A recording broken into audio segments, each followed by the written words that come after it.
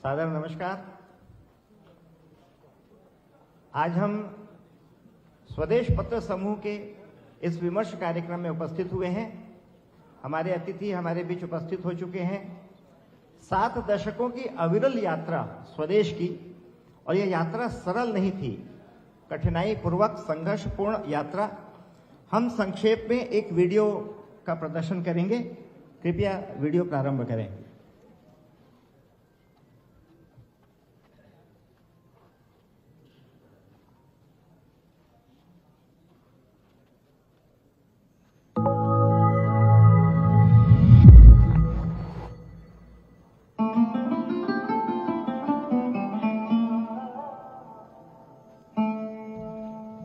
आकाश पर तो मैंने अपने उड़ने का इतिहास नहीं लिखा, मैं उड़ा हूं, यही मेरा उल्लास है। रविंद्रनाथ टैगोर। मैं स्वदेश हूं। लखनऊ की धरती से 1948 में मेरा अवतरण पूज्य पंडित दीनदयाल उपाध्याय जी की संकल्पना शक्ति से हुआ था। 1966 में परम पूजनीय केसी सुदर्शन जी के संकल्प ने मुझे इंदौर के आंगन में रोपा। स्वदेश पत्रकारिता की मूल्यानुभव पाठशाला है। ऐसी पाठशाला जिसमें दीनदयाल जी, अटल जी के कृतित्व की खुशबू चारों ओर बिखरी हुई है, जहां मामा जी की सादगी, सरलता और गहन अध्ययन की गहराई प्राथमिक पाठ्यक्रम सा एहसास कराती है। स्वदेश यानी केवल पत्रकारिता नहीं, बल्कि दायित्व बोध से परिपूर्ण भारतीय नागरिक निर्माण का भी एक केंद्र। स्वदेश ऐसे मानस निर्माण की सुदीर्घ और व्यापक प्रक्रिया जो जीवन पथ पर निर्भीकता के साथ सत्य और अनुसंधान, सत्यवृत्ति होने का संबल देती है। स्वदेश यानी पत्रकारों को कर्तव्य पथ पर बड़ा बनाने का सुगम्य पथ। आधुनिकता की चकाचौंध में टूटती मर्यादाओं के इस बीभत्स दौर में व्यक्ति को राष्ट्र धर्म कब पाथे देने वाली विचार क्रांति है स्वदेश। व्यावसायिकता के गला काटू युग में स्वदेश तमाम प्रतिकूलताओं के बावजूद राष्ट्रवाद के दैदीप्यमान नक्षत्र की तरह आलोकित है। तो इसके पीछे है सहस्त्रों सहस्त्रों पाठकों का अपरिमित विश्वास है। स्वदेश के हर कुटुंब जन की ध्येय केंद्रित समर्पित भावना है। लखनऊ से आरंभ यह यात्रा इंदौर, ग्वालियर, गुना, झांसी, आगरा, सतना, रीवा, भोपाल होते हुए अब पुनः नए कलेवर में हमर छत्तीसगढ़ के स्वर में स्वर मिलाने के लिए उपस्थित है। 1948 में पंडित दीनदयाल उपाध्याय जी की प्रेरणा और अटल जी के संपादन में आरंभ हुई यह विचार यात्रा इतनी सहज और सरल भी नहीं और हो भी नहीं सकती। जिस विचार को स्वदेश ने स्वीकार किया था वह स्वतंत्र भारत की राज्य व्यवस्था के लिए हिकारत और पिछड़ेपन का विषय जो था। स्वदेश अपने ऋषि तुल्य संपादकों, समृद्ध पत्रकारों के बल पर जिन बुनियादी विषयों को लेकर 5 दशक पहले चिंतित था, आज भी वे सभी विषय केवल भारत नहीं बल्कि वैश्विक परिदृश्य में भी प्रासंगिक बने हैं। यह मेरा वैशिष्ट है और इसी आधार पर मैं यह दावा कर सकता हूं कि मेरा प्रतिस्पर्धी कोई नहीं। स्वदेश को इस बात का संतोष है कि उसकी संघर्षमय यात्रा आज वैचारिक बदलावों के सुखद दौर का आभास करा रही है। स्वदेश का विचार इस बात को लेकर भी सजग है कि यह लक्ष्य प्राप्ति नहीं है। राष्ट्र को कमजोर करने वाली आसुरी शक्तियां आज भी उसी अपरिमित शक्ति के साथ सक्रिय है। बदलती तकनीकी और सूचना क्रांति ने हमारी चुनौतियों को सुरसा की तरह बड़ा कर दिया है। स्वदेश डिजिटल माध्यम इस चुनौती को स्वीकार कर अपनी भूमिका ले रहा है।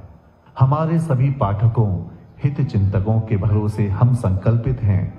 स्वदेश की राष्ट्रीयता केंद्रित पत्रकारिता की मशाल छत्तीसगढ़ में भी अटल इरादों के साथ प्रज्वलित रहेगी।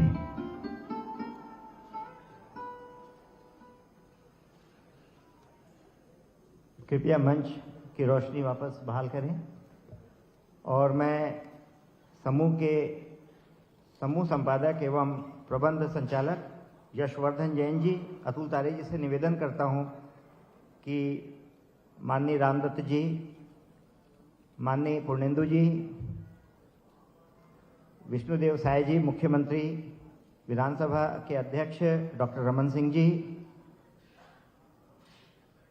आपको मंच पर सादर आमंत्रित करते हैं।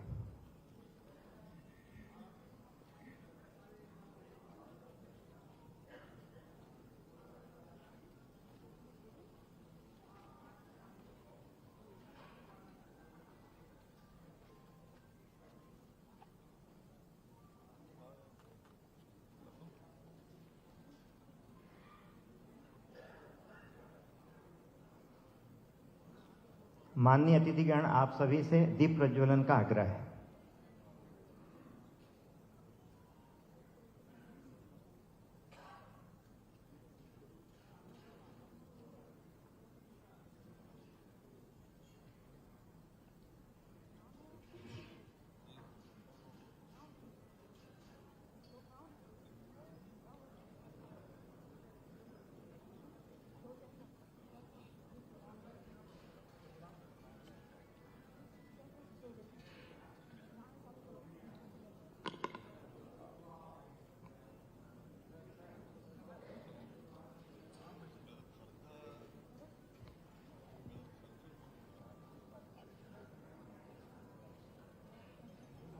दीप ज्योति परम ज्योति,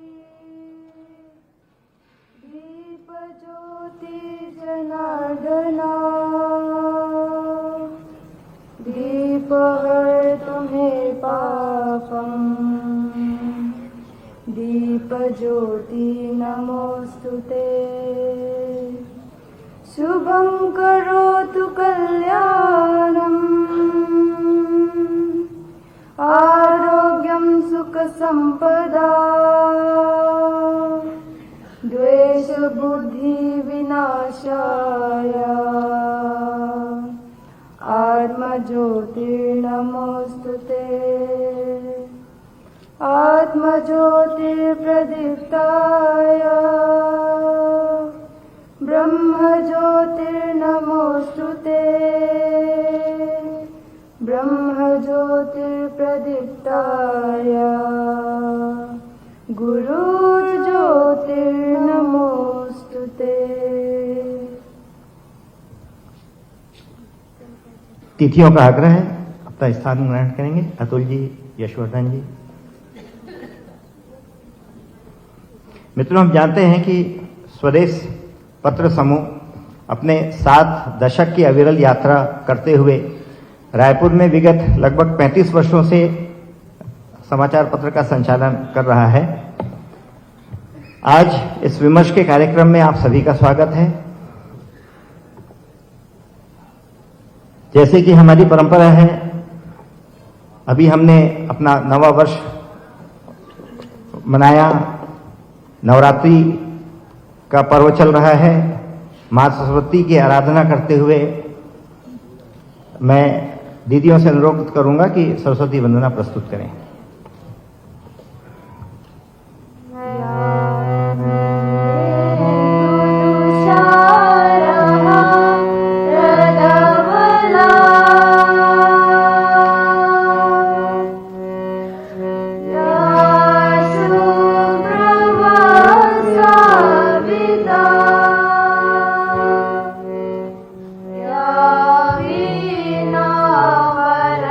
वरदण्ड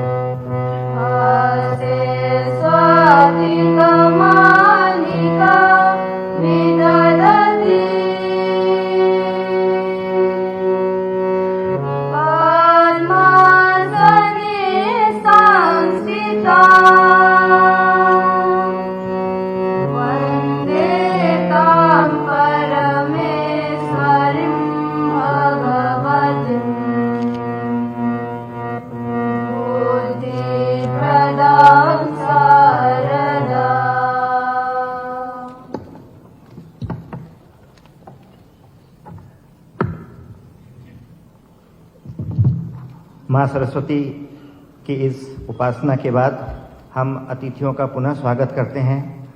आज विमर्श का जो विषय है, समय है अब मन की अयोध्या को सजाने का।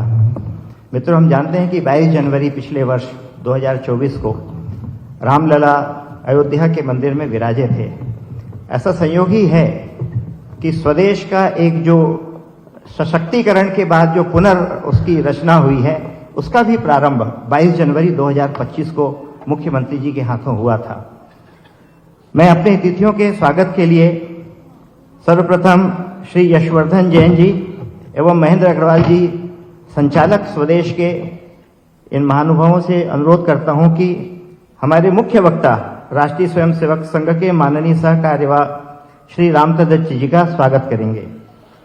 माननीय रामदत्त जी का जन्म पाटन तहसील के सोनपुर गांव में हुआ। वहीं उनकी प्रारंभिक शिक्षा दीक्षा हुई। महाविद्यालयीन शिक्षा के लिए वे दुर्ग आए, वहां से बीएससी की डिग्री ली। उसके पश्चात आप राजनांदगांव के दिग्विजय महाविद्यालय से एमएससी की डिग्री प्रावीण्य सूची में प्राप्त किया। 1984 में आप राजनांदगांव में प्रचारक निकले, रायपुर महानगर के प्रचारक बने। तत्पश्चात आप रायपुर, दुर्ग, बिलासपुर के विभाग प्रचारक के दायित्व का निर्वहन करते हुए आप छत्तीसगढ़ के प्रांत प्रचारक हुए। उसके बाद मध्य क्षेत्र के आप क्षेत्र प्रचारक भी हुए।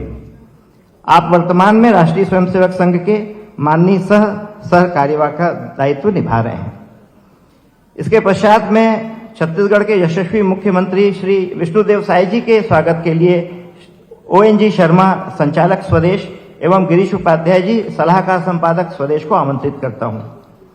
मित्रों, हमारे यशस्वी मुख्यमंत्री विष्णुदेव साय जी, कुनकुरी क्षेत्र में आपका जन्म हुआ। प्रारंभिक शिक्षा दीक्षा कुनकुरी में हुई। आप 1990 से सतत विधायक, सांसद, केंद्र में नरेंद्र मोदी जी के मंत्रिमंडल में आप अपनी भूमिका निभाते रहे हैं। वर्तमान में आप छत्तीसगढ़ के मुख्यमंत्री हैं और आपके नेतृत्व में प्रदेश उत्तर प्रगति कर रहा है। इसके पश्चात में राष्ट्रीय स्वयंसेवक संघ के माननीय मध्य क्षेत्र संघ चालक डॉक्टर पूर्णेंदु सक्सेना जी के स्वागत के लिए श्री योगेश मिश्रा, संपादक रायपुर, एवं बिलासपुर के संपादक श्री जयप्रकाश मिश्र जी से अनुरोध करता हूं। मित्रों, डॉक्टर पूर्णेंदु सक्सेना हमारे लिए नया नाम नहीं है। आप इस क्षेत्र के वरिष्ठ हड्डी रोग विशेषज्ञ हैं। VY अस्पताल के आप संचालक हैं। आपने चिकित्सा में महाविद्यालय रायपुर से अपनी MBBS की डिग्री ली तथा लंदन एवं भारत के अन्य बड़े नगरों में आपने उच्च शिक्षा और विशेषज्ञता हासिल करते हुए आप रायपुर में अपनी सेवाएं दे रहे हैं। छत्तीसगढ़ विधानसभा के अध्यक्ष डॉक्टर रमन सिंह जी के स्वागत के लिए मैं प्रबंध संचालक श्री यशवर्धन जी एवं समूह संपादक श्री अतुल तारे जी से अनुरोध करता हूं। डॉक्टर रमन सिंह जी छत्तीसगढ़ के 3 बार के मुख्यमंत्री। आपका जन्म कवर्धा जिला के ठाठापुर ग्राम में हुआ। आप नगर पालिका के पार्षद के रूप में अपनी राजनीतिक यात्रा शुरू की। आप विधायक रहे, आप सांसद रहे, आप श्रद्धेय अटल बिहारी वाजपेयी जी के मंत्रिमंडल में रहे। वर्तमान में आप छत्तीसगढ़ विधानसभा के अध्यक्ष हैं। मित्रों, स्वागत की इस कड़ी को विराम देते हुए मैं स्वदेश पत्र समूह के संपादक श्री अतुल तारे जी से निवेदन करता हूं कि वे अपना स्वागत उद्बोधन दें।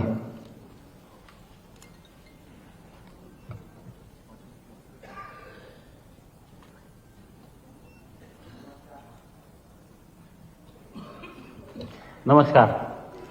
स्वदेश के इस गरिमामयी आयोजन विमर्श में आप सभी का हार्दिक स्वागत एवं अभिवादन करते हुए मुझे अत्यंत प्रसन्नता का अनुभव हो रहा है।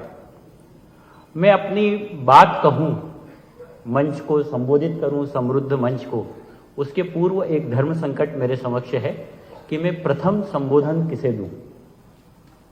यह मंच इतना समृद्ध है, इस कारण यह संकट है।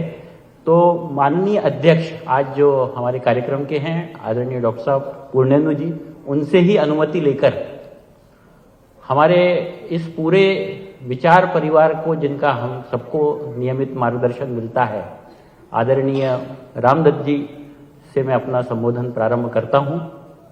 आज के इस विमर्श के आयोजन में हमारे बीच उपस्थित राष्ट्रीय स्वयंसेवक संघ के माननीय सह सरकार्यवाह आदरणीय रामदत्त जी, कार्यक्रम के मुख्य अतिथि,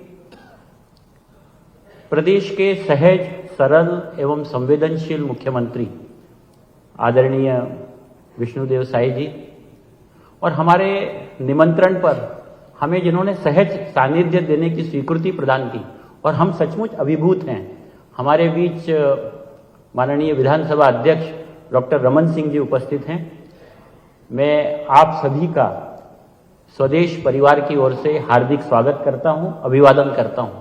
मंच पर जिनका हमें नियमित मार्गदर्शन मिलता है, आदरणीय प्रबंध संचालक जी यशवर्धन जी, मैं उनका भी स्वागत करता हूं, वंदन करता हूं। सभागार की ओर जब मैं देखता हूं तो मेरा मन तो यह है कि मैं एक एक को नाम सहित संबोधित करूं, क्योंकि आप सब स्वदेश रायपुर के माध्यम से, जैसा कि मंच संचालक ने बताया कि 22 जनवरी से हमने यहाँ पुनः यात्रा प्रारंभ की है, लेकिन इस 1-1.5 महीने की अवधि में हमारे प्रयास को आशीर्वाद देने आप सभी यहाँ उपस्थित हुए हैं। मैं एक बार पुनः, क्योंकि नाम लेने में मुझे संकोच इसलिए है कि शायद संभव तो भूल हो सकती है, किसी का नाम मुझसे छूट जाए, और वो अपराध बोध मैं नहीं चाहता, इसलिए एक बार पुनः आप सभी के प्रति हार्दिक स्वागत एवं अभिवादन करते हुए मैं अपनी बात आगे रखता हूं। यह मंच अत्यंत समृद्ध है।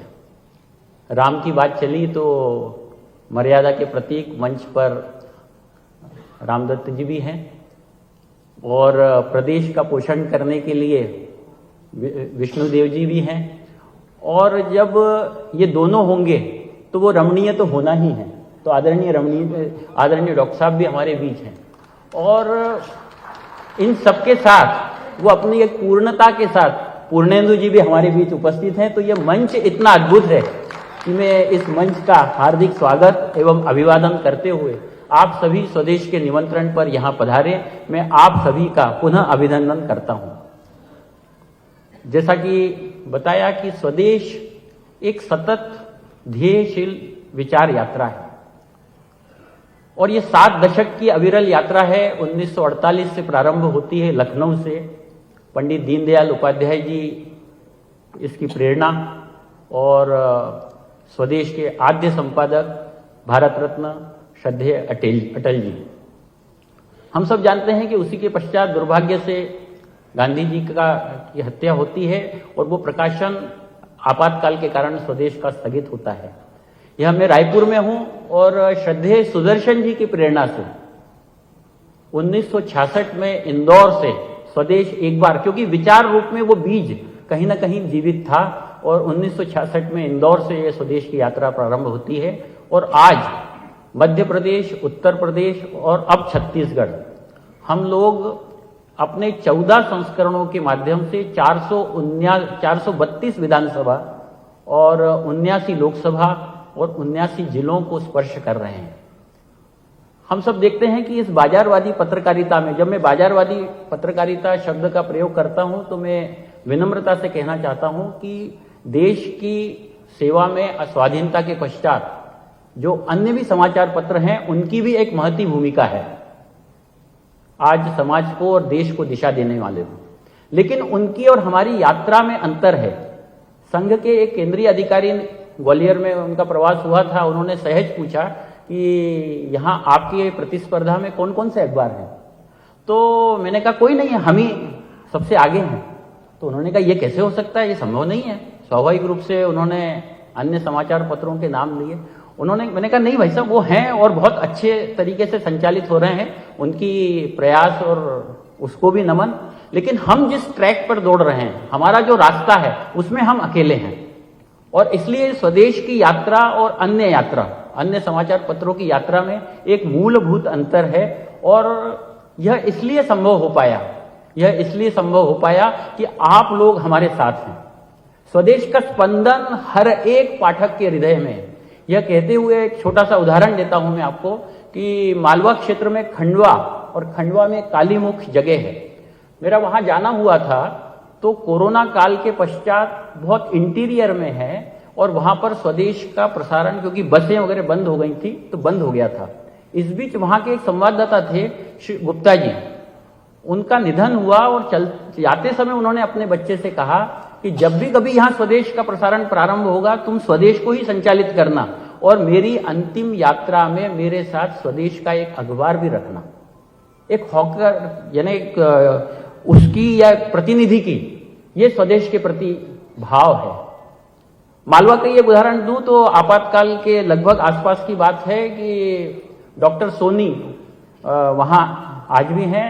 किसी ने वहां कहा कि यहाँ किस किस के घर में स्वदेश आता है और कहा गया कि फलाने के आता है, तो वो सरकारी नौकरी में थे। उस समय उनके नौकरी से वो बर्खास्त हुए, लेकिन स्वदेश उनके घरों में आया। तो स्वदेश इसलिए संचालित होता है, मैं हमेशा अपने जो नियमित कार्यकर्ता हैं उनसे हमेशा कहता हूं कि हम सब लोग जो स्वदेश के नियमित कार्यकर्ता हैं वो तो स्वदेश के कार्य में रत हैं ही, लेकिन स्वदेश का स्पंदन आज इस आर्थिक युग में अगर ये संभव है तो सिर्फ इसीलिए है कि आप लोगों का संबल, आप लोगों का प्रोत्साहन, आप लोगों का समर्पण स्वदेश के पीछे है। और आज मंच पर यहाँ आदरणीय विधानसभा अध्यक्ष, मुख्यमंत्री जी दोनों ही विराजमान हैं और हमारे विचार परिवार के श्रेष्ठ और ज्येष्ठ कार्यकर्ता भी हैं। हम आश्वस्त करना चाहते हैं कि रजत प्रदेश की स्वर्णिम कल्पना में स्वदेश सकारात्मक पत्रकारिता में उनके साथ खड़ा है और हम पूरा प्रयास रहेगा कि अपने न्यूनतम संसाधनों में स्वदेश छत्तीसगढ़ की आवाज को किस तरह उठाकर जनमत तैयार कर सके। स्वदेश इस बात से पूरी तरह से अवगत है कि चाहे वो नक्सल हो, चाहे वो कन्वर्जन हो, और यह छत्तीसगढ़ के लिए अत्यंत चुनौतियां हैं। लेकिन मैं इस मंच के माध्यम से भी आदरणीय विष्णु जी का अभिनंदन करना चाहूंगा कि जिस तरह से पिछले 1-1.5 महीनों में कार्रवाइयां हुई हैं वो एक सुखद भविष्य की आश्वस्ति दिलाती है। और जैसा कि मैंने कहा कि आज ये विचार परिवार का आयोजन है, विचार विमर्श का है, तो हम सब जानते हैं कि 90 और 92 का दशक कार सेवा का था, लेकिन उस पीढ़ी आज जो एक नई पीढ़ी है 20-25 वर्ष की हो गई है, उनको कार सेवा क्या थी इसका अनुमान नहीं था।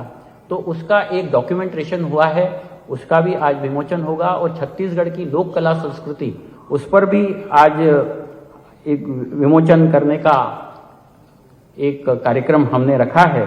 और हम सब चाहते हैं कि स्वदेश को जिस प्रकार मध्य प्रदेश और उत्तर प्रदेश में सभी का प्रतिसाद और आशीर्वाद मिला, और हम आने वाले समय में संपूर्ण छत्तीसगढ़, यहाँ तक कि जब हम शुरुआत में बात हुई थी तो डॉक्टर साहब ने हमसे पूछा था कि बस्तर जाओगे कि नहीं, तो मैं आश्वस्त करता हूं कि स्वदेश बस्तर में भी अपनी आवाज कैसी बुलंद करे, इसके लिए पूरा प्रयास रहेगा।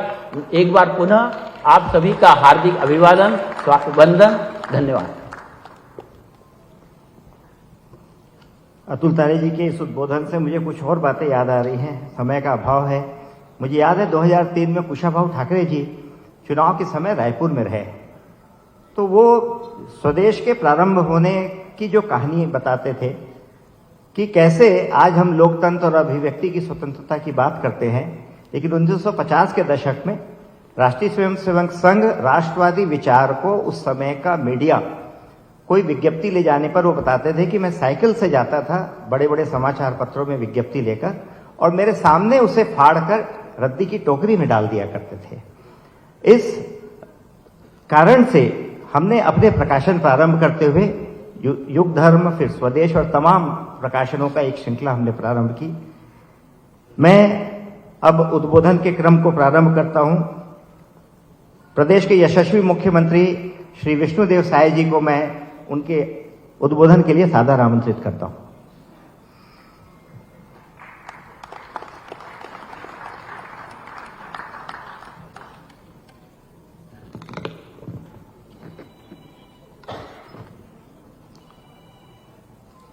बोले भारत माता की, भारत माता की, छत्तीसगढ़ महतारी की, छत्तीसगढ़ महतारी की, भगवान श्री रामचंद्र की, भगवान श्री रामचंद्र की, सरस्वती माता की, सरस्वती माता की।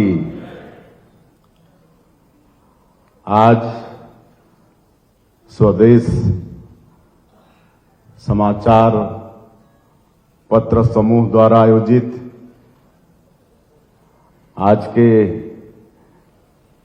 विमर्श कार्यक्रम में हम लोगों के बीच मंच में विराजमान हम लोगों के मार्गदर्शक, प्रेरणा के स्रोत आदरणीय सह सरकारवा श्री रामदत्त चक्रधर जी, मंच में विराजमान हमारे प्रदेश के पूर्व मुख्यमंत्री और विधानसभा के अध्यक्ष आदरणीय डॉक्टर रमन सिंह जी, आज के कार्यक्रम की अध्यक्षता कर रहे माननीय डॉक्टर पूर्णेंदु सक्सेना जी, स्वदेश के प्रबंध संचालक आदरणीय श्री हर्षवर्धन जैन जी, समूह संपादक स्वदेश के श्री अतुल तारे जी, स्वदेश परिवार के सभी पदाधिकारीगण और इस अवसर पर बहुत महानुभाव यहां पर उपस्थित हैं। हमारे प्रदेश के अध्यक्ष आदरणीय किरण देव जी,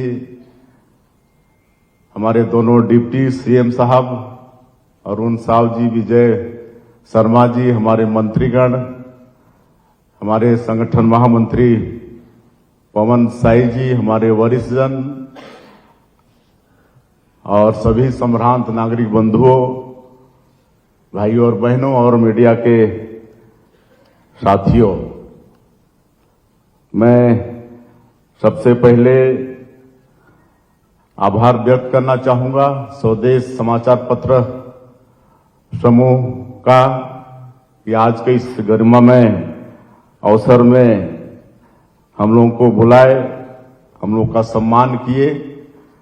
आज हम सभी लोगों का सौभाग्य है कि आदरणीय रामदत्त चक्रधर जी का विचार हम लोगों को सुनने को मिलेगा। आज का जो विषय है, समय है मन की अयोध्या को सजाने का, उस विषय पर उनका उद्बोधन सुनने को मिलेगा। मैं तो सिर्फ इसलिए खड़ा हुआ हूं कि स्वदेश समाचार पत्र आज नए कलेवर में एक पुस्तक का विमोचन भी होना है और ये समय है मन की अयोध्या को सजाने का, इस पर विमर्श का कार्यक्रम भी रखा है। तो इसके लिए मैं सबसे पहले स्वदेश समाचार पत्र समूह का बहुत बहुत आभारी हूं और स्वदेश समाचार पत्र समूह का इतिहास बड़ा ही समृद्ध रहा है। देश के आजादी के तुरंत बाद 1948 में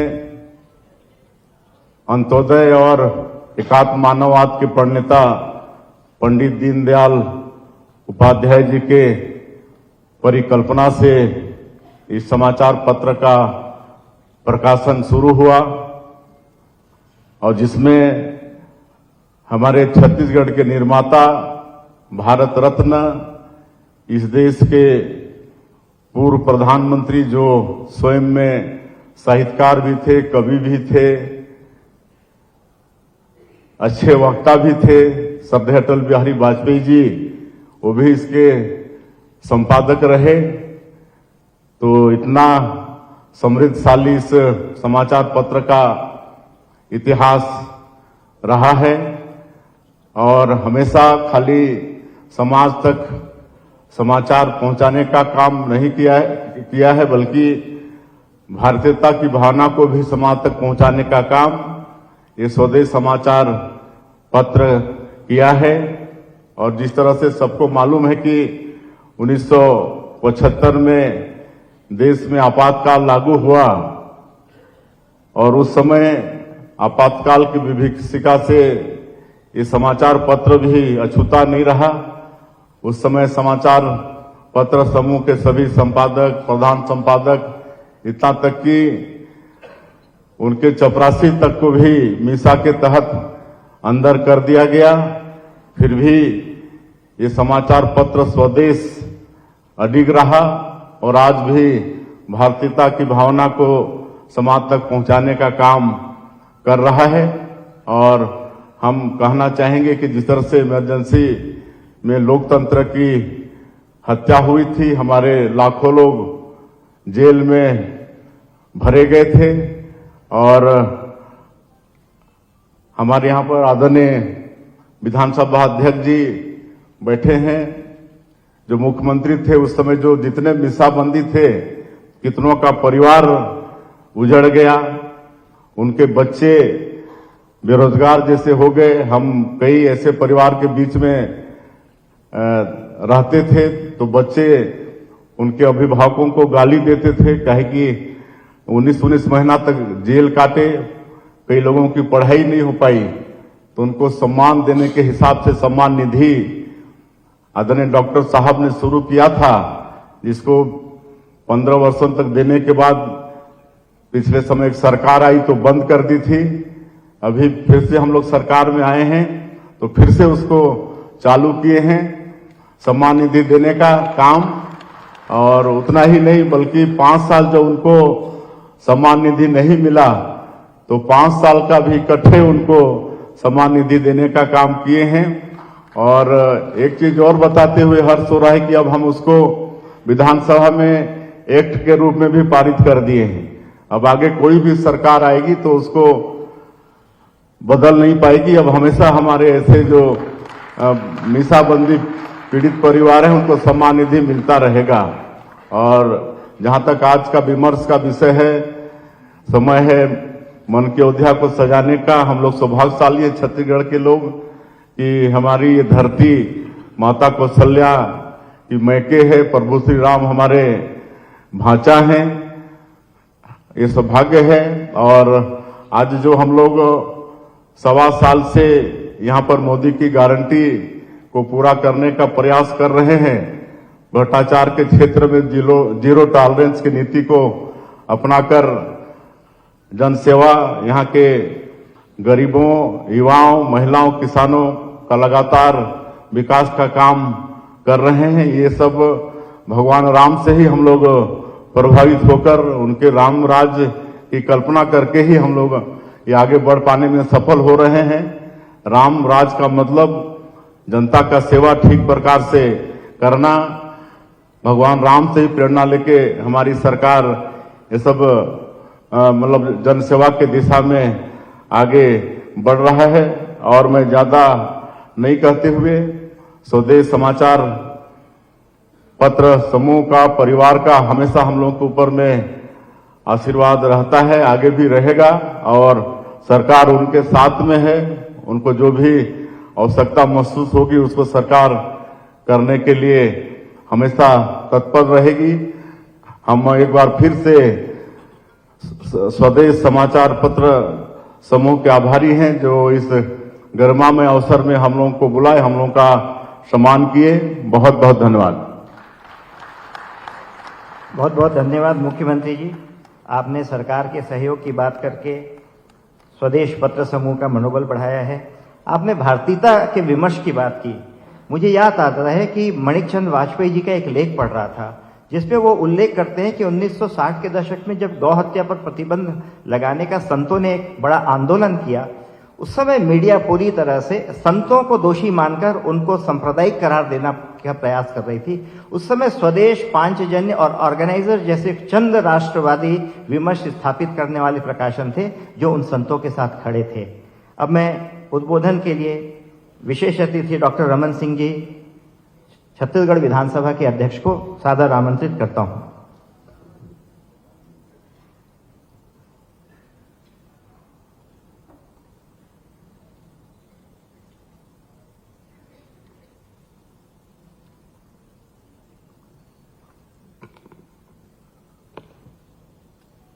आज का यह गरिमामय आयोजन विमर्श के इस कार्यक्रम में मैं आप सभी का जो यहाँ हॉल में मौजूद हैं स्वागत करता हूँ, अभिनंदन करता हूँ। आज सौभाग्य है हम सबका कि इस आयोजन में श्री रामदत्त चक्रधर जी सह सरकार्यवाह इस कार्यक्रम के मुख्य वक्ता के रूप में उपस्थित हैं। मैं उनका छत्तीसगढ़ के समस्त वासियों की ओर से स्वागत करता हूं। माननीय पूर्णेंद्र सक्सेना जी, माननीय क्षेत्र संघ चालक, राष्ट्रीय स्वयंसेवक संघ, माननीय मुख्यमंत्री विष्णुदेव साय जी, माननीय श्री यशवंत जैन, प्रबंध संचालक स्वदेश, श्री अतुल तारे, समूह संपादक तोपलाल वर्मा जी, प्रांत संचालक, सभी हमारे मंत्रीगण, सांसद, विधायकगण, आज मुझे खुशी है कि इस आयोजन में आप सबकी उपस्थिति और हम सभी राष्ट्रीय विचारधारा के प्रतिनिधि पत्र स्वदेश के इस कार्यक्रम में आप सभी से कि स्वदेश ने सदैव भारतीय मूल्यों और राष्ट्रीय पत्रकारिता को सशक्त बनाने का काम किया। स्वदेश के छत्तीसगढ़ में प्रकाशन से प्रदेश की सांस्कृतिक और बौद्धिक चेतना को नई दिशा मिलेगी। मुझे लगता है कि आप और हम सब गवाह हैं स्वदेश के 7 दशक के वो यात्रा के, जहां जितने संघर्ष झेले, जितनी परेशानियां झेली, वो दौर भी देखा स्वदेश ने जब इस देश में आपातकाल लगाया गया, वो दौर भी देखा जब प्रतिबंध लगा संघ पे, उसके बाद भी लगातार ये यात्रा जारी रही। और स्वदेश पत्रिका का आधार श्रद्धेय पंडित दीनदयाल उपाध्याय जी के 1948 में लखनऊ में रखा था। उनकी एकात्म मानववाद दर्शन की दृष्टि से इस पत्र को भारतीय मूल्यों और विचारधाराओं का उन्होंने प्रवक्ता बनाया था। भारत रत्न अटल बिहारी वाजपेयी ने इस विचार यात्रा को आगे बढ़ाते हुए इसकी जिम्मेदारी संभाली, जिसके संपादकीय नेतृत्व में स्वदेश पत्रिका को नई पहचान दी। लखनऊ से आरंभ होकर राष्ट्रीय पत्रकारिता का यह उपक्रम संघ पर प्रतिबंध के कारण अवरुद्ध तो हुआ, मगर 1966 में पूजनीय केसी सुदर्शन जी ने इसे फिर से इंदौर में प्रारंभ किया, जिससे स्वदेश को नई गति मिली। राजमाता सिंधिया जी ने 1971 में स्वदेश को ग्वालियर से जोड़कर मध्य भारत की राष्ट्रीय विचारधारा के प्रचार का सशक्त माध्यम बनाया। 71 में राजमाता जी ने इसके प्रचार प्रसार में पूरी तन्मयता के साथ सहयोग लिया। राजमाता के आशीर्वाद से ग्वालियर स्वदेश ने आगरा, झांसी तक इस विचार यात्रा को पत्रकारिता के माध्यम से नई पहचान दी। भारत रत्न नानाजी देशमुख के आशीर्वाद से पत्रिका ने बघेलखंड में अपनी पहचान बनाई। मामा मणिकचंद वाजपेयी जी ने के संपादक में स्वदेशी पत्रिका को बौद्धिक जगत में प्रतिष्ठित करने का काम किया। इन सभी महान विभूतियों की प्रेरणा से स्वदेश केवल एक पत्रिका नहीं बल्कि राष्ट्रीय विचारधारा का प्रतीक बन गया, जिसने समाज को जागरूक करने में अपनी ऐतिहासिक भूमिका निभाई। आज जो विषय है, जिस विषय को हम सुनने आए हैं, मन की अयोध्या, और उसके वक्ता भी हमारे बीच बैठे हैं, मुझे लगता है कि मैं शुभकामना देने आया हूं कि ये स्वदेश का जो पुनः प्रारंभ हुआ है वो छत्तीसगढ़ की आवाज बने, छत्तीसगढ़ की कला, छत्तीसगढ़ की संस्कृति, छत्तीसगढ़ का विकास, और देश में माननीय मोदी जी के नेतृत्व में जिस तेजी के साथ परिवर्तन हुआ है, और छत्तीसगढ़ में विष्णुदेव साय जी के नेतृत्व में 13 महीने में जो नया कीर्तिमान स्थापित किया है, और विकास की दिशा में बस्तर से सरगुजा तक एक नई उम्मीद जागी है। और शांति के उस यात्रा में जब जिस छत्तीसगढ़ को अशांत छत्तीसगढ़ कहा जाता था, अब फिर से ढोल और मांदर के गीत वहां गूंजेंगे, फिर शांति होगी, फिर विकास होगा। उस यात्रा के प्रमुख नेतृत्वकर्ता विष्णुदेव साय जी और सरकार के मंत्रिमंडल के साथियों के लिए जो पॉजिटिव समाचार है वो जरूर स्वदेश में महत्वपूर्ण स्थान पर रहे और छत्तीसगढ़ के समाचार को देश और दुनिया में बताए। आप सभी का आभार, बहुत बहुत धन्यवाद। बहुत बहुत धन्यवाद डॉक्टर साहब, आपने स्वदेश के संघर्ष की बात की। कल अतुल तारे जी से मेरी बात हो रही थी, तो हम सब चर्चा कर रहे थे कि हम लोगों ने, मैं भी स्वदेश में 6 वर्षों तक संपादक के तौर पर काम किया, तो हम अपनी अपनी बात कह रहे थे, तो उन्होंने बहुत अच्छी बात कही कि जो जगन्नाथ का रथ खींचता है, सबको लगता है कि ये मेरे कारण खींचा जा रहा है, लेकिन जगन्नाथ जी स्वयं उस रथ को खींचते हैं। स्वदेश के साथ भी कुछ ऐसा ही हुआ है। तमाम विपरीत परिस्थिति, तमाम संघर्षों के बावजूद भी अविरल स्वदेश चलता रहा। अब मैं बड़े सम्मान के साथ मध्य क्षेत्र के संघ चालक माननीय डॉक्टर पूर्णेंदु सक्सेना जी को उनके आशीर्वचन के लिए आमंत्रित करता हूं।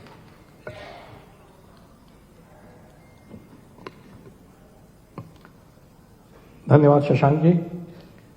आज स्वदेश के इस गरिमामय कार्यक्रम में मंच पे आसीन हम सबके सुपरिचित माननीय रामदत्त जी, प्रदेश के यशस्वी मुख्यमंत्री विष्णुदेव जी, हम सबके प्रेम के और आदर के सम्मान के पात्र डॉक्टर रमन सिंह जी, स्वदेश के माननीय अतुल जी, यशवर्धन जी, और इस सभागार में उपस्थित आप सभी अत्यंत गणमान्य एवं प्रतिष्ठित नागरिक गण, बंधु भाग्य। आज वस्तुतः स्वदेश का एक प्रकार से एक रायपुर में इसका पदार्पण हो गया है, इसकी घोषणा करने वाला एक कार्यक्रम यह है। और इस नाते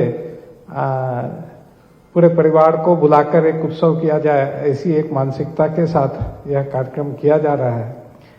मैं अतुल जी को देख रहा था, उन्होंने मंचासीन अतिथियों के सबके नाम कहे और फिर बड़ी गंभीरता से एक एक करके इस सभागार में बैठे सभी प्रतिष्ठित लोगों को देखा, कुछ बातें भी कहीं, पर उनके मन में यही चल रहा था, कितनी बड़ी ओखली में मैंने सिर दे दिया है।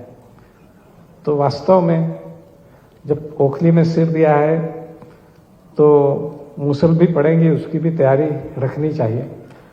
और खास करके एक ऐसा समाचार पत्र जिसको कभी भारत रत्न अटल बिहारी जी ने चलाया, कभी परम पूज्य सुदर्शन जी ने जिसको गति दी, ऐसा जो अत्यंत तपस्या और विचार के साथ चला हुआ और विमर्श का प्रवाह, उसको आगे बढ़ाने की जिम्मेदारी जिस पर है, उसको कितनी गंभीरता के साथ इन मानदंड और जीवन मूल्यों को आगे ले जाने की जिम्मेदारी का एक एहसास होगा, वो मैं समझ सकता हूं। परंतु मैं ये भी आश्वस्त करता हूं कि छत्तीसगढ़ का मानस भले ही उसके मूसल भारी हों, पर उसका मन बड़ा हल्का रहता है और हर स्थिति में लेगा चल बन जही, ऐसे करके हम काम आगे बढ़ा लेते हैं। तो आप पूरे अच्छे मनोयोग से स्वस्थ विचार के साथ यहाँ पर काम करें। हम सबकी शुभकामनाएं आपके साथ हैं। आज तो हम सब माननीय रामदत्त जी को सुनने के लिए आतुर हैं। मेरे ख्याल से इतनी शुभकामनाओं के साथ मैं अपनी बात पूर्ण करता हूँ। धन्यवाद।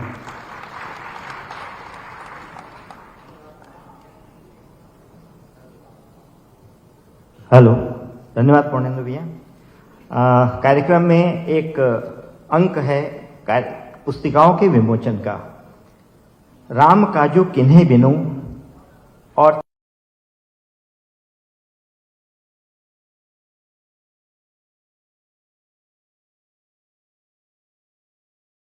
इन प्रकाशनों के संबंध में एक जानकारी दें। डॉक्टर अजय खेमरिया।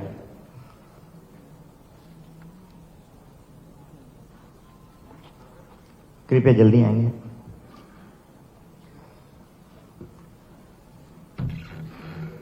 भैया ने एक बहुत अच्छी बात कही।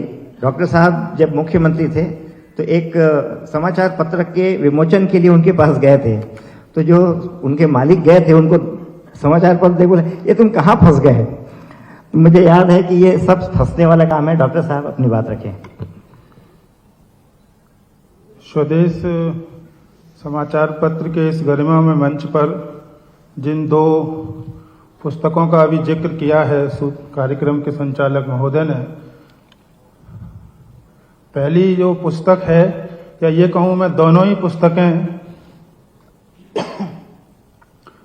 भारत में दो तरह की घटनाओं का एक दस्तावेजीकरण है। जब 22 जनवरी को राम मंदिर में रामलला विराजमान हो रहे थे, तो हमने 6 दिसंबर से 22 जनवरी तक अपने अखबार में एक सीरीज चलाई कि वो कौन से लोग थे जिन्होंने राम मंदिर आंदोलन को इस देश का सांस्कृतिक आयोजन बनाने का काम किया। आदरणीय अतुल जी का आग्रह था कि नीचे जाइए। हम लोग नीचे गए तो 2 एग्जाम्पल दे रहा हूं, समय की मर्यादा है। इसे इस नैरेटिव के साथ समझने के लिए कि कुछ लोग कहते हैं कि राम मंदिर आंदोलन एक राजनीतिक आंदोलन था, तो मैं इसको खारिज करता हूं। मैं व्यक्तिगत तौर पर नहीं, बल्कि ये इस देश की सामाजिकी में जो बदलाव आया वो उससे भी स्वयं सिद्ध हुआ है। हम श्योपुर में गए, जो एक मध्य प्रदेश का ट्राइबल जिला है। श्योपुर में एक बस्ती है बहुत छोटी सी, भाई साहब करहाल। वहां हमको राम सेवक सेन नाम के एक व्यक्ति मिले। हमने दस्तावेजीकरण कर रहे थे तो पूछ रहे थे कि वो कौन कौन से लोग थे जो 90 और 92 की कार्य सेवा में गए थे। तो मैंने भाई साहब को बताया कि भाई साहब करहाल में जाना है। तो अब जब हम सेन साहब के घर पर गए तो आप विश्वास करेंगे 1992 के बाद 2024 में भी वो प्रेस चलाने का ही काम कर रहे थे। जब मैं उनसे मिला तो उन्होंने कहा कि मेरे लिए तो मेरे जीवन का सबसे बड़ा दिन 22 जनवरी आने वाला है, क्योंकि मैं वहां से एक ईंट उठा के लाया था और मेरे लिए इससे बड़ा दुनिया में कोई दिन नहीं हो सकता। विदिशा मध्य प्रदेश में बड़ा जिला है। शिवराज जी वहां से सांसद रहे, माननीय अटल जी सांसद रहे। वहां की एक तहसील है सिरौंज। उस सिरौंज तहसील में शहरी आदिवासी रहते हैं एक पॉकेट में। तो मालूम चला कि वहां से एक राम सेवक आदिवासी उस कार सेवा में 92 की में गए थे। तो हम उनसे मिलने गए तो हमने देखा कि वो उसी झोंपड़ी में हैं। अब पीएम आवास उनको मिल गया, लेकिन उनकी कोई आर्थिक स्थिति या वैसी परिवर्तन लिविंग स्टैंडर्ड में नहीं आया। जब उनसे मिले तो उन्होंने कहा कि मैं गया था। उन्होंने एक हमारे संघ के अधिकारी विश्व हिंदू परिषद में जो काम करते थे उनका जिक्र किया कि मैं उनके साथ गया था उस राम मंदिर आंदोलन में। तो मैं जो राजनीतिक रूप से इस आंदोलन को जोड़ते हैं उस नैरेटिव के विरुद्ध ये एक दस्तावेजीकरण स्वदेश ने किया। इसमें हमने प्राथमिक तौर पर मध्य भारत के जो आंदोलन से जुड़े हुए लोग थे विभिन्न धाराओं के, उनका डॉक्यूमेंटेशन उस किताब में किया है। और अभी जो हमारा अगला प्लान है वो छत्तीसगढ़ में राम मंदिर आंदोलन का दस्तावेजीकरण करना भी है। तो उसका विमोचन इस समृद्ध मंच के माध्यम से होने की आज शुभ वेला आई है। क्योंकि शीर्षक उसका राम काज विन है, मोहि कहां विश्राम। तुलसीदास जी ने ये जो चौपाई भगवान हनुमान जी के समर्पण भाव को केंद्रित करके लिखी है। और मैं ये बताना चाहता हूं, ये स्वदेश समूह भी इस नैरेटिव को एस्टैब्लिश करना चाहता है कि राम मंदिर आंदोलन मुख्य रूप से इस देश का स्वप्रेरित स्वस्फूर्त सांस्कृतिक आंदोलन था, जिसकी परिणति 22 जनवरी के माध्यम से हुई है। और ऐसे ऐसे लोगों का इसमें पार्टिसिपेशन रहा है जिनकी नैरेटिव सेट करने वाले लोगों को इसकी कोई जानकारी भी नहीं होगी, ऊपर से बोलने वाले।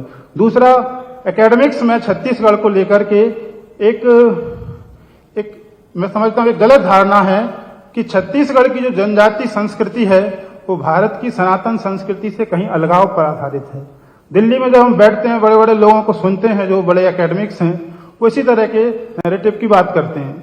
लेकिन जब इस छत्तीसगढ़ की लोक संस्कृति के संदर्भ में हमने यहाँ दस्तावेजीकरण किया और इस कार्य में हमें आर कृष्णादास जी, मूल रूप से तो पूर्णेंदु भैया का मार्गदर्शन था, ललित मुनि जी, शशांक जी, सबके सहयोग से जब इसका डॉक्यूमेंटेशन किया तो यही समझ में आया कि छत्तीसगढ़ की संस्कृति भारत की मृत्युंजय संस्कृति की ही प्रतिनिधि है। इसका भी दस्तावेजीकरण हमने प्रयास किया है।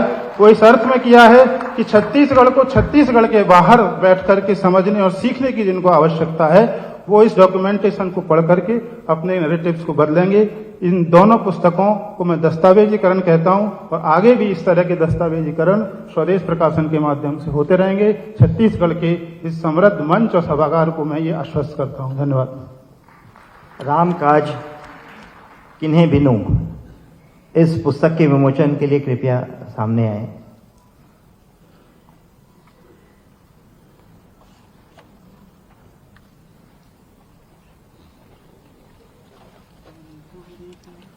वॉल्यूम कम करेंगे।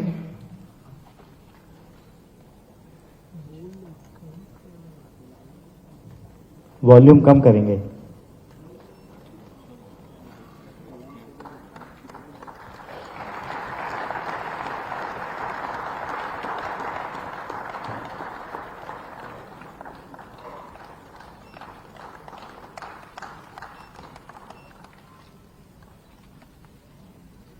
दूसरा प्रकाशन है छत्तीसगढ़ की लोक संस्कृति।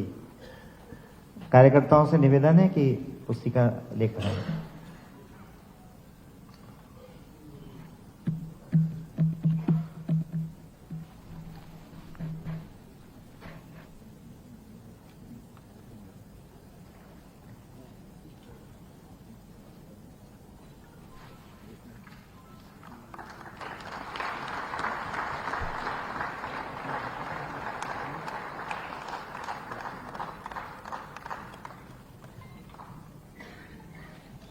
बहुत बहुत धन्यवाद अतिथिगण। समय है अब मन की अयोध्या को सजाने का।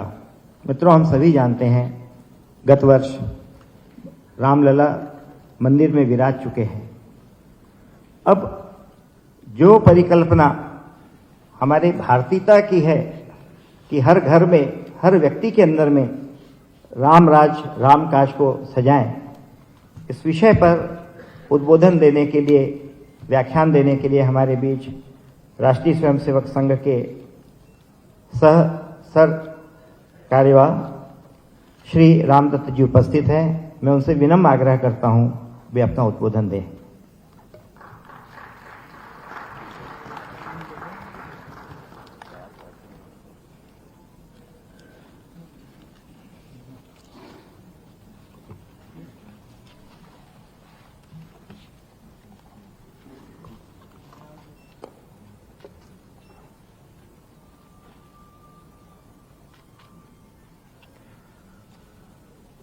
स्वदेश के द्वारा आयोजित इस गरिमामय कार्यक्रम में मंच पर विराजमान छत्तीसगढ़ प्रांत के सहज, सरल और यशस्वी मुख्यमंत्री आदरणीय विष्णुदेव साय जी, इस प्रदेश के पूर्व मुख्यमंत्री और वर्तमान में विधानसभा के अध्यक्ष आदरणीय डॉक्टर रमन सिंह जी, विशिष्ट अतिथि, इस कार्यक्रम की अध्यक्षता कर रहे अपने इस मध्य क्षेत्र के क्षेत्र संघचालक डॉक्टर पूर्णेंदु सक्सेना जी, स्वदेश के समूह संपादक आदरणीय अतुल तारे जी, प्रबंध संपादक यशवंत जैन जी, स्वदेश समाचार पत्र के अन्यान्य पदाधिकारीगण, मेरे सामने सभागार में उपस्थित स्वदेश के प्रति स्नेह रखने वाले आत्मीय कार्यकर्ता भाई एवं बहनों, मेरा यह सौभाग्य है कि इस कार्यक्रम में रहने का एक सुअवसर मिला है। जब से राष्ट्रीय स्वयंसेवक संघ के काम में जुड़ने का अवसर मिला, स्वयंसेवक बना, तब से संघ के कार्यालय में डाक के द्वारा इंदौर से, ग्वालियर से स्वदेश आया करता था। तो हम लोगों के लिए अपने राष्ट्रीय विचारों के पोषण की दृष्टि से वही एक आधार हुआ करता था। तो एक लगभग 45 वर्षों से स्वदेश का लगभग पाठक रहा हूं। इंदौर भी मुख्यालय था, ग्वालियर मध्य क्षेत्र में आना जाना तो था ही, इसलिए स्वदेश के साथ निकट का संपर्क भी रहा, संबंध भी रहा। आज ऐसे स्वदेश के इस कार्यक्रम में मुझे आमंत्रित किया, रहने का अवसर मिला, इसको मैं अपना सौभाग्य मानता हूं। आज का समय एक वैचारिक संक्रमण का समय है, वैचारिक युग है।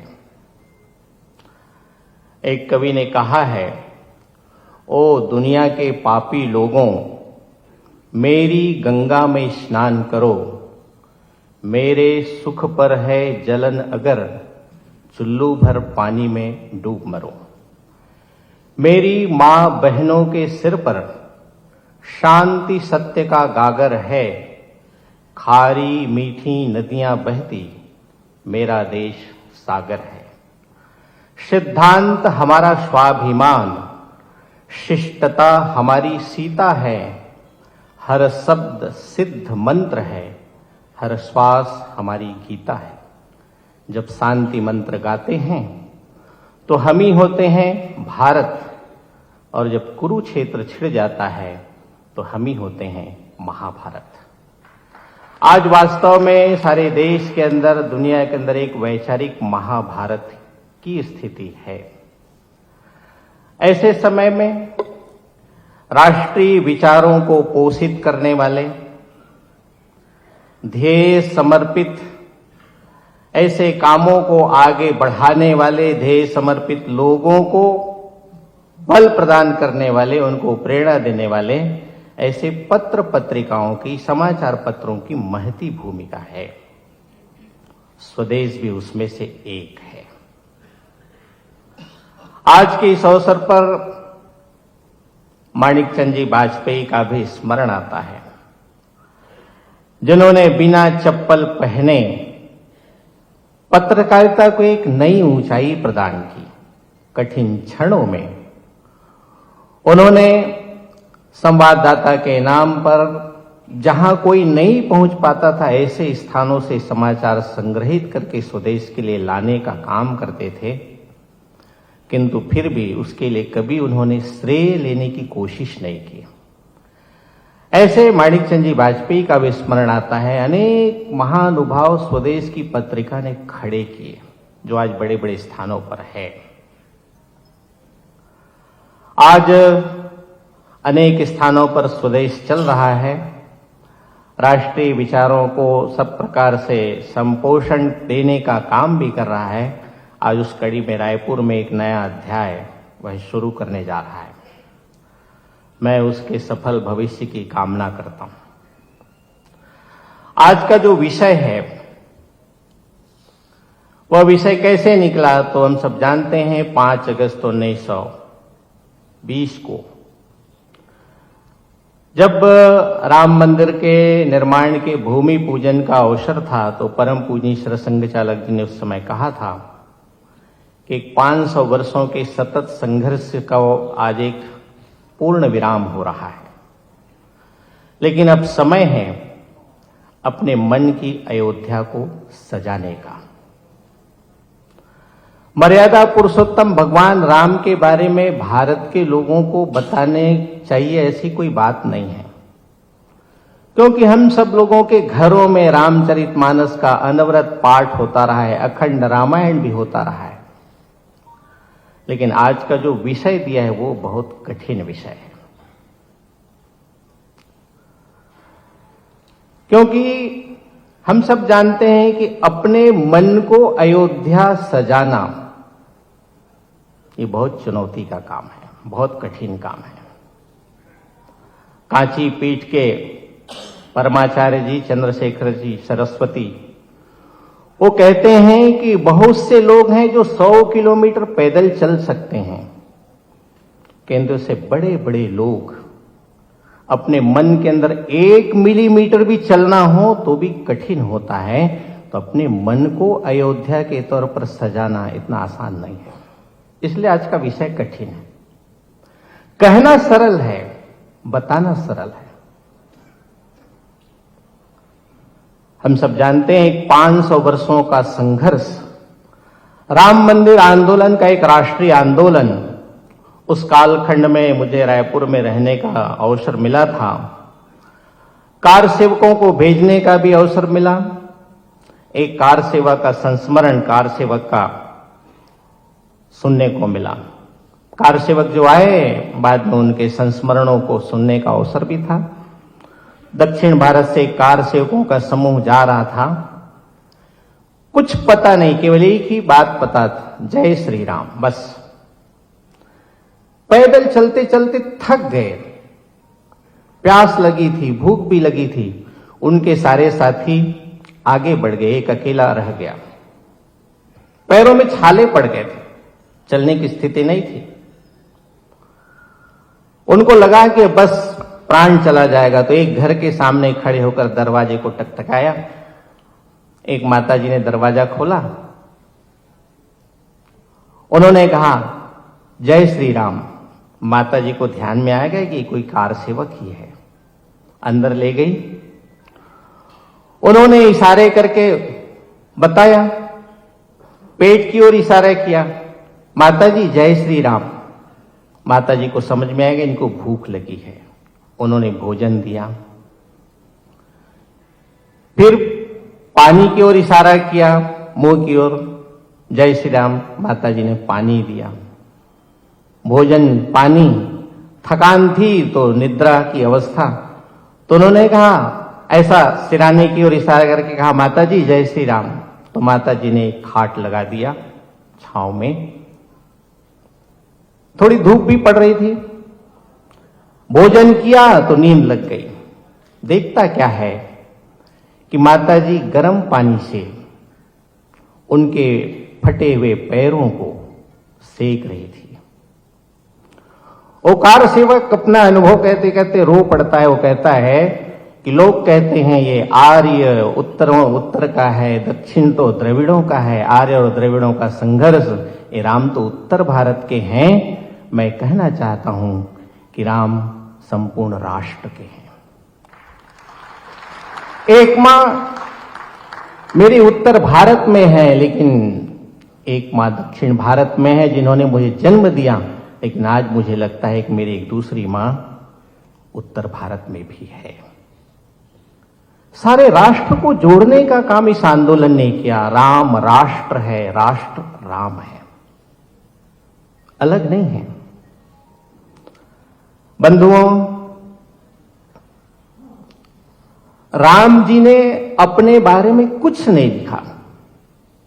एक कवि ने कहा है, राम का चरित्र स्वयं ही काव्य है, कोई कवि हो जाए सहज संभाव्य है। उसका चरित्र भगवान राम का वही एक काव्य है। पटना के अंदर एक बेल्जियम के फादर आए थे, फादर कामिल बुल्के। उन्होंने राम जी पर किताब लिखी है। पत्रकारों ने पूछा पटना के,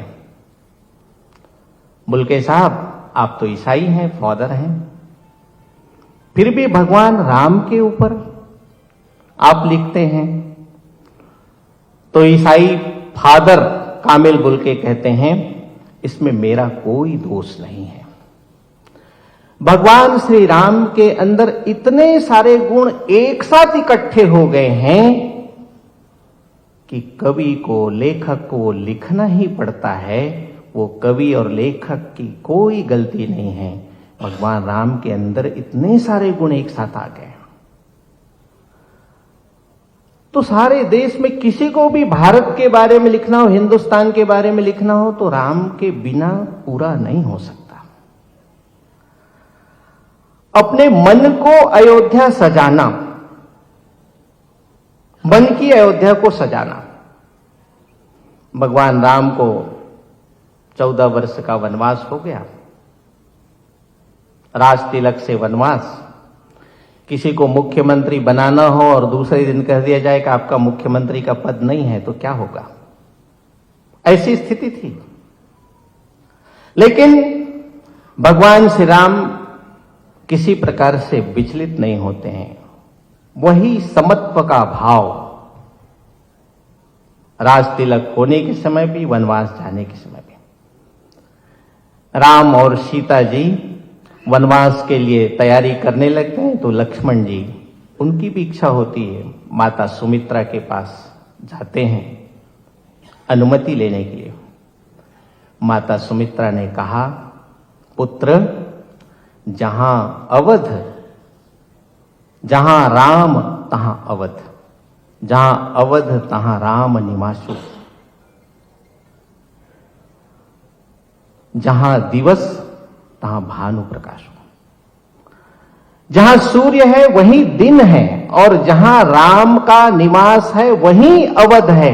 यदि भगवान राम को वन में रहना हो तो वन ही अवध है, तुम्हारा कोई काम नहीं, यहां जाओ तुम, वही तुम्हारे लिए अयोध्या है।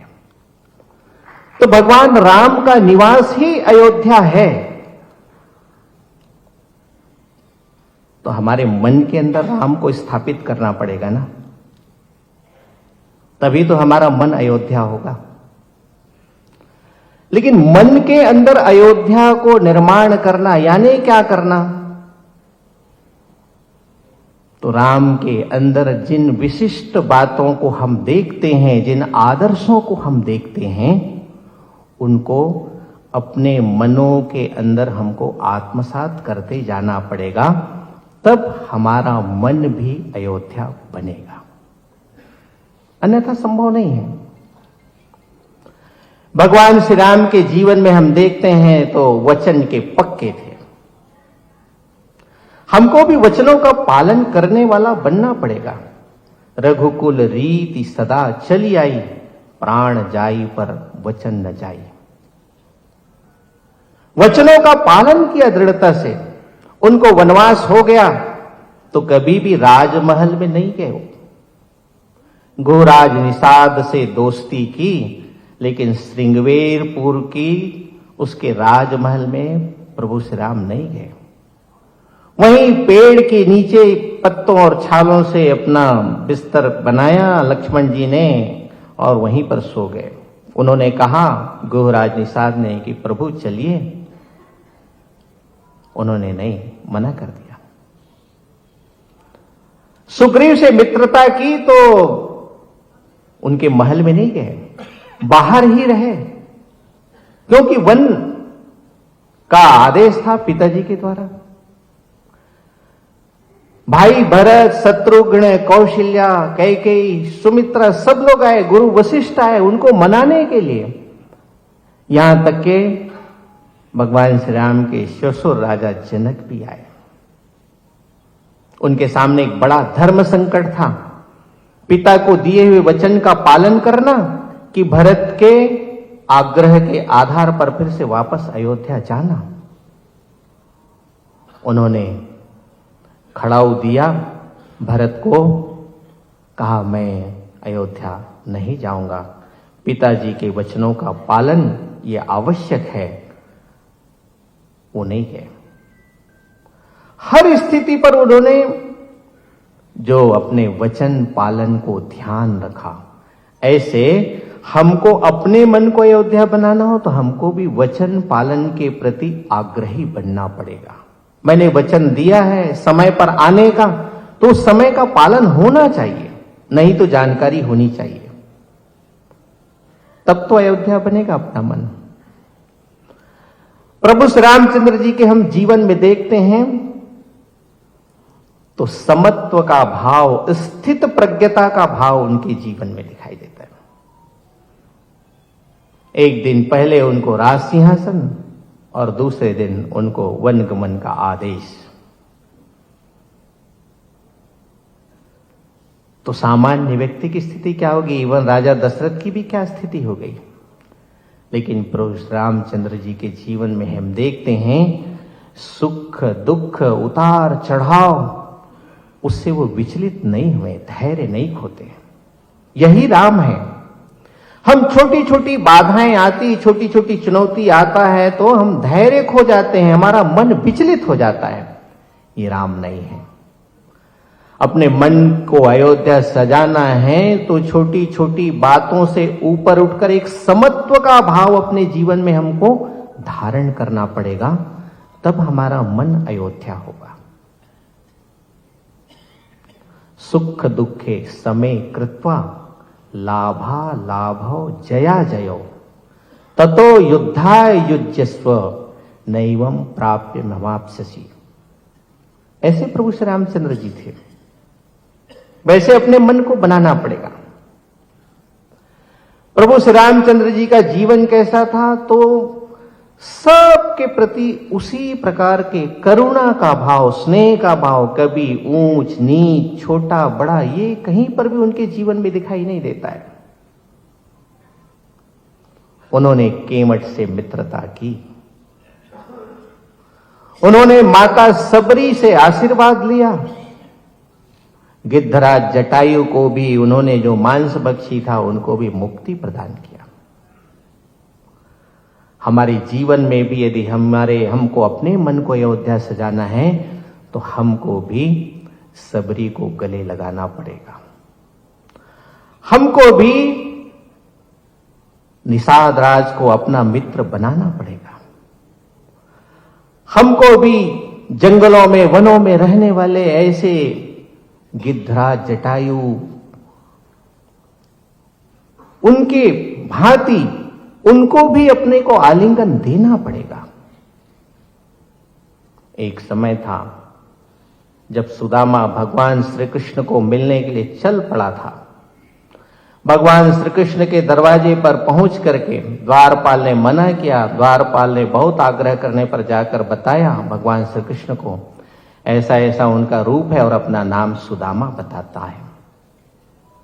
भगवान श्री कृष्ण जैसे ही नाम सुना तुरंत कहां मुरली कहां दुपट्टा कुछ नहीं, आजू बाजू में सत्यभामा रुक्मणी किसी की तरफ कोई ध्यान नहीं, सरपट दौड़ते हैं और सुदामा को ले जाते हैं अपने राजमहल में।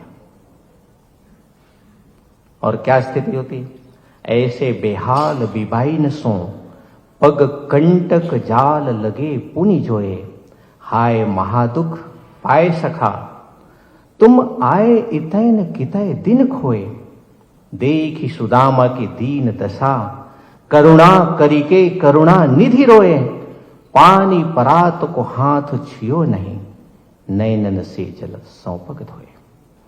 भगवान श्री कृष्ण ने सुदामा को अपने आंसुओं से उनके चरणों को धो डाला। आज समाज जीवन के अंदर, अपने राष्ट्र जीवन के अंदर अनेक ऐसे अभावग्रस्त क्षेत्र है, वो पहुंच नहीं पा रहा है, उसके पहुंचने में व्यवधान है, कहीं मिशनरी है, कहीं चर्च है, कहीं और भी कुछ है, इस्लामिक आतंकवाद है। हम सब कृष्णों को ही उन सुदामा के बीच में जाने की आवश्यकता है, तब हमारा मन अयोध्या सजेगा। भगवान श्री राम सर्वशक्तिमान थे, किंतु फिर भी हर एक विषय पर सबसे परामर्श करते हुए हम देखे जाते हैं। हर एक विषय पर परामर्श करते हैं। समुद्र एक खड़ा हुआ है, बांधना है, परामर्श करते हैं। विभीषण से परामर्श करते हैं, लक्ष्मण जी से परामर्श करते हैं, जामवंत जी से सबसे परामर्श करते हैं, विचार करते हैं। वे सब कर सकते हैं, सर्व सामर्थ्य है, किंतु फिर भी परामर्श करते हैं, विचार करते हैं। अपने सहयोगियों से जो परामर्श करता है वह राम है। अकेले अपने अंदर आया विचार उसको थोप देता है, वो राम नहीं। इतिहास के अंदर एक वज्जी गणराज्य का उल्लेख आता है। सिकंदर ने विश्व विजय की कामना लेकर चला था, वज्जी गणराज्य में आकर के रुक जाता है उसका विजय अभियान। बहुत बार कोशिश होती है, नहीं जीत पाता है। वो पूछते हैं आखिर क्या बात है, वज्जी गणराज्य को हम जीत क्यों नहीं सकते, क्यों उसको पराभूत नहीं कर पा रहे हैं?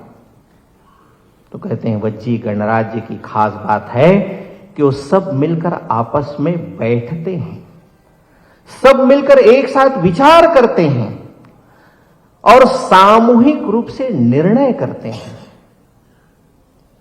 और तीसरी बात कहते हैं जो निर्णय करते हैं उस निर्णय के प्रति प्रतिबद्ध होते हैं। और आखिरी बात कहते हैं को किसी भी प्रकार से अपने मतभेद को मन भेद में नहीं बदलते हैं, इसलिए वज्जी गणराज्य को जीतना मुश्किल है। हमको अपने मन की अयोध्या सजानी है तो परस्पर अपने सहयोगियों से विचार विमर्श, सामूहिक निर्णय प्रक्रिया, तब हम अपने मन को अयोध्या बना सकेंगे। राम यानी केवल स्वयं श्रेय लेने का काम नहीं, तो राम मर्यादा पुरुषोत्तम ने अपने समस्त सहयोगियों को श्रेय दिया। कभी जामवंत को श्रेय देते हैं, कभी हनुमान जी को श्रेय देते हैं, कभी विभीषण को श्रेय देते हैं, कभी सुग्रीव को श्रेय देते हैं, जितने भी अपने सहयोगियों सबको श्रेय देते हैं। अपने सहयोगियों को श्रेय देना ही रामत्व है। बंधुओं, डॉक्टर एपीजे अब्दुल कलाम और सतीश धवन, डॉक्टर कलाम को एक रॉकेट प्रक्षेपण का काम सौंपा था, वो असफल हो गया। पत्रकारों के बीच में जाना था। सतीश धवन ने कहा, कलाम तुम चिंता मत करो, मैं जाता हूं। डॉक्टर सतीश धवन स्वयं गए। पत्रकारों के बीच उन्होंने कहा, हमारे वैज्ञानिकों ने रात दिन मेहनत की, परिश्रम किया, लेकिन कुछ कमी रह गई, इसके कारण प्रक्षेपण असफल हुआ है। मैं आप लोगों को विश्वास दिलाता हूं कि हम शीघ्रातिशीघ्र उस कमी का अध्ययन करेंगे, आकलन करेंगे और प्रक्षेपण का नया कार्यक्रम हम आपके सामने प्रस्तुत करेंगे। और जब नया कार्यक्रम होगा तो अब हम निश्चित सफल होंगे। कुछ कालखंड के पश्चात फिर से अध्ययन करके उसको प्रक्षेपण की तिथि घोषित करके प्रक्षेपण किया गया। उस समय प्रक्षेपण यान सफलतापूर्वक चला गया। सतीश धवन ने डॉक्टर कलाम को कहा, कलाम अब आप जाइए। असफलता के समय स्वयं, सफलता के समय सहयोगियों को सामने रखना ही रामत्व है। बंधुओं, राम को जिन्होंने जैसा देखा वैसा पाया। आदर्श भाई थे, आदर्श राजा थे, अन्याय के खिलाफ लड़ने वाले थे। उन्होंने बाली से युद्ध किया, बाली को दंड दिया, किंतु वहां के राजा नहीं बने, सुग्रीव को राजा बनाया। रावण को परास्त किया, लेकिन स्वयं राजा नहीं बने, विभीषण को राजगद्दी दी। अन्याय के खिलाफ लड़े जगह जगह। जब जंगल की ओर जा रहे थे विश्वामित्र जी के साथ, अस्थियों का ढेर देखा तो उन्होंने कहा, भुजा उठाकर, निश्चरहीन करो मैं, भुज उठाई प्रण किन्न। प्रचंड आत्मविश्वास था। ऐसे प्रतिकार करने वाले, अन्याय के खिलाफ लड़ने वाले, अन्याय का समर्थन करने वाले नहीं, अन्याय का प्रतिकार करने वाला यानी राम। और वास्तव में अहम का विसर्जन करना ही रामत्व है। अपने अंदर का जो अहम है उसको त्यागना, उसको छोड़ना, वास्तव में अपने मन की अयोध्या को सजाना है। बंधुओं, राम के बारे में हम जानते हैं तो एक आदर्श मित्र भी थे। उसने सुग्रीव से मित्रता की, विभीषण से मित्रता की, गुहराज निषाद से मित्रता की। मित्र कैसा होता है? तो अपने यहां साहित्यों में हमारे यहां कहा है मित्र के लक्षण क्या है। तो पापान निवारयति योजयते हिताय, गुह्यम निगुह्यति गुणान प्रगटी करोति, आपदगतम चन दहाति ददाति काले, सन्मित्र लक्षणम प्रवदंति संतः। सन्मित्र कैसा होता है?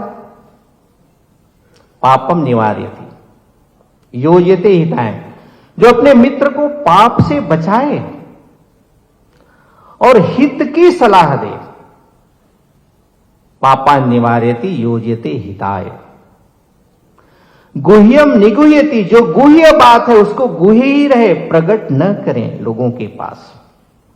गुणान प्रगटी करोति, अपने मित्र का कोई छोटा सा भी गुण है तो उसको विराट स्वरूप में प्रदर्शित करना समाज के सामने। और कमी है, कितनी भी बड़ी कमी है तो उसको प्रकट नहीं करना। आपदगतम चन दहाति ददाति काले, आपत्काल में साथ नहीं छोड़ना। ऐसे मित्र के लक्षण हैं। ऐसे मित्र के रूप में यदि आदर्श हम देखते हैं तो मर्यादा पुरुषोत्तम भगवान श्री राम है। सुग्रीव से मित्रता उन्होंने उसी प्रकार पालन किया। विभीषण से मित्रता उन्होंने उसी प्रकार पालन किया।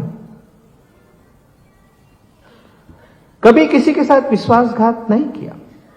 मित्र ऐसा, एक आदर्श मित्र को इस प्रकार से होना चाहिए, तब जाकर के अपने मन के अंदर अयोध्या सजेगी। मर्यादा पुरुषोत्तम भगवान राम के जीवन में देखते हैं तो हम कहते हैं करुणा के सागर हैं, दया के सागर हैं। उनके जीवन में करुणा टपकती है। कहीं पर भी अहिल्या का उद्धार किया, न जाने कितने सारे काम किए उन्होंने, सब उदारता के कारण। आज के समय में जब अयोध्या में भव्य राम मंदिर का निर्माण हो चुका है, तो भारत का भवितव्य अच्छा हो, इसके लिए ये एक आवश्यक कड़ी है कि इस देश के रहने वाले हर नागरिकों को अपने मन की अयोध्या को सजाना। मन की अयोध्या को सजाना यानी इन सब गुणों को, मर्यादा पुरुषोत्तम भगवान श्री राम के गुणों को अपने अंदर आत्मसात करना, तब हमारी मन की अयोध्या सजेगी। मैं बहुत ज्यादा न बोलते हुए आज भारतवर्ष एक श्रेष्ठ और प्रगत राष्ट्र के तौर पर सारी दुनिया में तेजी से विकासमान होता हुआ राष्ट्र है। आर्थिक दृष्टि से 11वें नंबर की अर्थव्यवस्था से 5वें नंबर, अब 3रे नंबर की अर्थव्यवस्था की ओर बढ़ रहा देश है। 10 वर्षों के अंदर दुनिया का एकमात्र देश है जिसने दुगुने विकास दर को कायम रखा, प्राप्त किया। अनेक क्षेत्रों में हम जो आयात करने के लिए जाने जाते थे, आज हम निर्यात कर रहे हैं। चाहे सेना का क्षेत्र हो, अनेक विषयों में, टेक्नोलॉजी का क्षेत्र हो, कई मामलों में दुनिया में हम नंबर 1 हैं। इस भारत को आने वाले 2047 में यदि श्रेष्ठ भारत बनाना है, शक्तिशाली भारत बनाना है, भौतिक और आध्यात्मिक दृष्टि से उन्नत भारत बनाना है, सचमुच में राम की दृष्टि के आधार पर खड़ा होने वाला भारत बनाना है, तो हम सबको अपने मन को अयोध्या के तौर पर सजाना पड़ेगा। और केवल अपने मन को अयोध्या सजाने से काम नहीं चलेगा, तो उसके आगे जाकर हमको अपने घर को भी अयोध्या सजाना पड़ेगा। क्योंकि घर में एक भी व्यक्ति गलत काम करता है तो उसके कारण पूरा परिवार तबाह होता है। रावण का भी तो ऐसा ही हुआ ना, मंदोदरी ने कितना समझाया उनको। घर में एक व्यक्ति कहीं दुर्व्यसनों का शिकार होता है तो पूरा परिवार तबाह हो जाता है। तो परिवार को भी, अपने घर को भी अयोध्या सजाना पड़ेगा। और केवल घर को नहीं, तो आज देश के अंदर कई गांव ऐसे अयोध्या के तौर पर विकसित हुए हैं ग्राम विकास की दृष्टि से। रोग मुक्त है, क्षुधा मुक्त है, विवाद मुक्त है, व्यसन मुक्त है, ऐसे कई गांव विकसित हुए हैं। ऐसे अपने आगे चलकर अपने गांव को भी अयोध्या बनाना पड़ेगा। और उसके आगे चलकर हमारे सारे समाज मन को भी अयोध्या बनाना पड़ेगा। लेकिन पहली कड़ी है अपने मन को अयोध्या सजाना। उसके आगे धीरे धीरे अपना परिवार, अपना गांव, अपना पूरा समाज, उसका मन अयोध्या के तौर पर सजे। ये कहना आसान है, किंतु जीवन में उतारना, उसको चरितार्थ करना, ये वास्तव में कठिन काम है। लेकिन ये कठिन काम ये किए बिना भारत विश्व गुरु बनने की राह पर जिसकी हम कल्पना करते हैं, वैसा विश्व गुरु भारत यदि बनाना है, ये करना ही पड़ेगा। नान्या पंथा। चुनौती अनेक हैं, बाधाएं अनेक हैं, लेकिन भारत भी उन चुनौतियों का सफलतापूर्वक सामना करते हुए आगे बढ़ता ही जा रहा है, आगे बढ़ेगा। मन का होगा आधिपत्य। जिस दिन मनुष्य के तन पर होगा त्याग अधिष्ठित, जिस दिन भोग लिप्त जीवन पर, जिस दिन कंचन को नर साध्य नहीं, साधन जिस दिन मानेगा।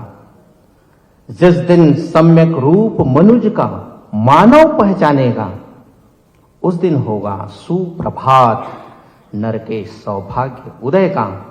उस दिन होगा शंख ध्वनित मानव के महाविजय का। इसके लिए हम सब लोग कटिबद्ध होकर आगे बढ़ें। अपने मन की अयोध्या को तैयार करते हुए हम परिवार, गांव, समाज के मन की अयोध्या को भी बनाने की दिशा में कदम बढ़ाएं। स्वदेश के सब बंधुओं को मैं बहुत बहुत साधुवाद देते हुए मुझे इस कार्यक्रम में आने के लिए आमंत्रित किया। आप सब श्रोताओं को भी बहुत बहुत धन्यवाद देते हुए मैं अपनी वाणी को विराम देता हूं। शुद्ध हृदय की ज्वाला से विश्वास दीप निष्कंप जलाकर कोटि चरण पग बढ़े जा रहे, तिल तिल जीवन गला गला कर। बहुत सारे जीवन लगे इस काम में। जब तक ध्येय न पूरा होगा तब तक पग की गति न रुकेगी। आज कहे चाहे कुछ दुनिया, कल को झुके बिना न रहेगी। एक दिन सारी दुनिया भारत के सामने नतमस्तक होगी। भगवान श्री राम सबके आराध्य बनेंगे। सब जगह पूरी दुनिया के अंदर जय श्री राम का नारा गूंजेगा। इसके लिए हम सब लोग कटिबद्ध होकर आगे बढ़ें। ईश्वर का आशीर्वाद हम सबके साथ में है। इतना कहकर मैं अपनी वाणी को विराम देता हूं। बहुत बहुत धन्यवाद रामदत्त जी भैया। उनको सुनने के बाद मन के सारे तार इस तरह से झलकृत हो जाते हैं कि कुछ बोलने की इच्छा खत्म हो जाती है। ऐसा लगता है कि उनकी बातों को मन में विचार करते रहें। मैं भी निशब्द हो गया हूं, मुझे कुछ सूझ नहीं रहा है। मुझे लगता है कि अब समय आ गया है कार्यक्रम के अंतिम चरण में हम इस कार्यक्रम की स्मृति को संजोए रखने के लिए हम उनको स्मृति चिन्ह भेंट करते हैं। मैं पत्र समूह के संपादक अतुल तारे जी एवं यशवर्धन जी से अनुरोध करता हूं कि हमारे अतिथियों को स्मृति चिन्ह भेंट करें। सर्वप्रथम रामदत्त जी भैया को।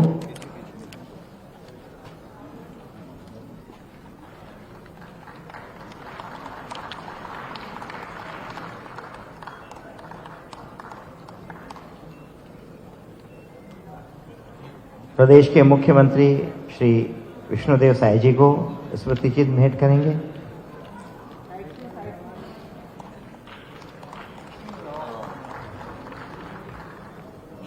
विधानसभा के अध्यक्ष डॉक्टर रमन सिंह जी को स्मृति भेंट करेंगे अतुल तारे जी, यशवर्धन जी।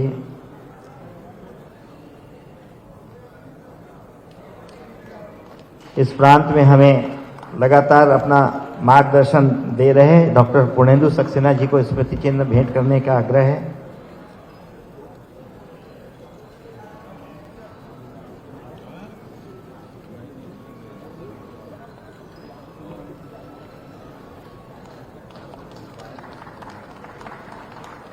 मैं सभा में उपस्थित सभी